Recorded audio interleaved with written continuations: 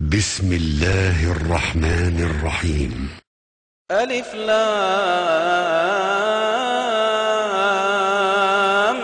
ميم.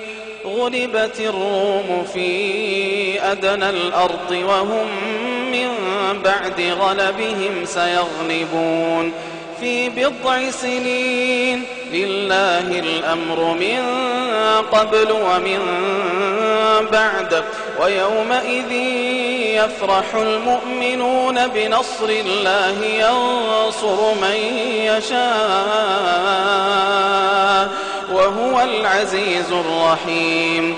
وعد الله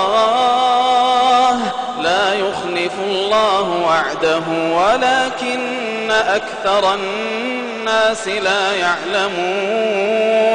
يعلمون ظاهرا من الحياة الدنيا وهم عن الآخرة هم غافلون.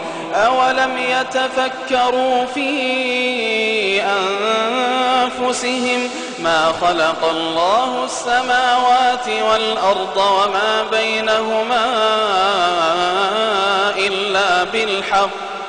إلا بالحق وأجل مسمى وإن كثيرا من الناس بلقاء ربهم لكافرون. أولم يسيروا في الأرض فينظروا كيف كان عاقبة الذين من قبلهم كانوا أشد منهم قوة وأثاروا الأرض وعمروها أكثر مما عمروها وجاءتهم رسلهم بالبينات فما كان الله ليظلمهم ولكن كانوا أنفسهم يظلمون. ثم كان عاقبة الذين أساءوا السوء أن كذبوا بآيات الله وكانوا بها يستهزئون. الله يبدأ الخلق ثم يعيده ثم إليه ترجعون.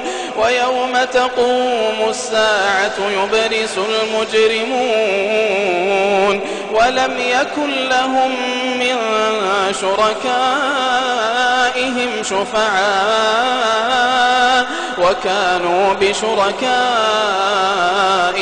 كافرين. ويوم تقوم الساعة يومئذ يتفرقون فأما الذين آمنوا وعملوا الصالحات فهم في روضة يحبرون. وأما الذين كفروا وكذبوا بآياتنا ولقاء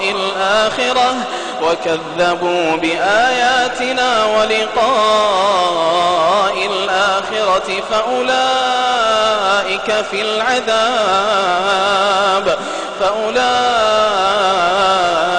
في العذاب محضرون.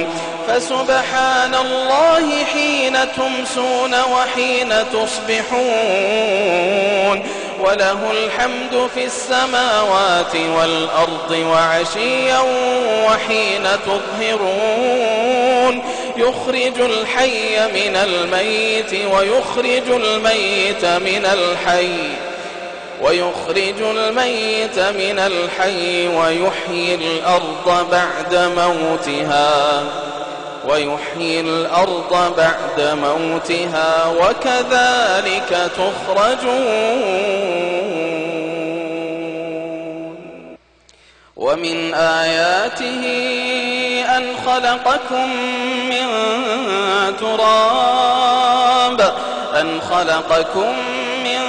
تراب ثم إذا أنتم بشر تنتشرون.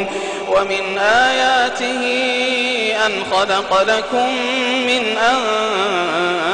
أنفسكم أزواجا لتسكنوا إليها وجعل بينكم مودة ورحمة إن في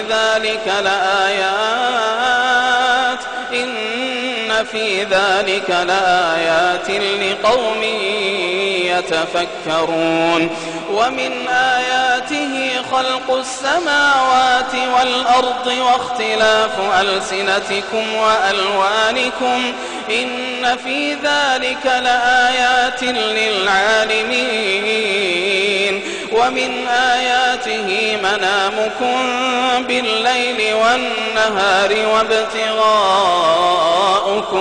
من فضله إن في ذلك لآيات لقوم يسمعون ومن آياته يريكم البرق خوفا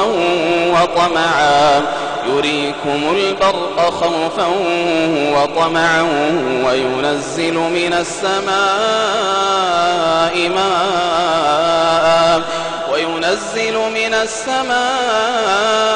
ماء فيحيي به الأرض بعد موتها إن في ذلك لآيات لقوم يعقلون ومن آياته أن تقوم السماء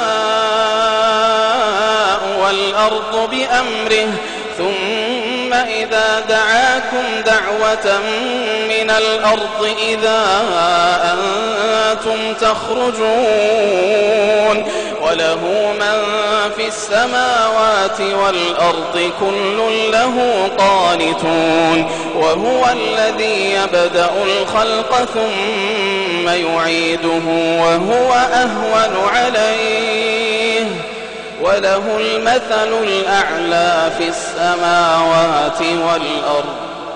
وله المثل الأعلى في السماوات والأرض وهو العزيز الحكيم.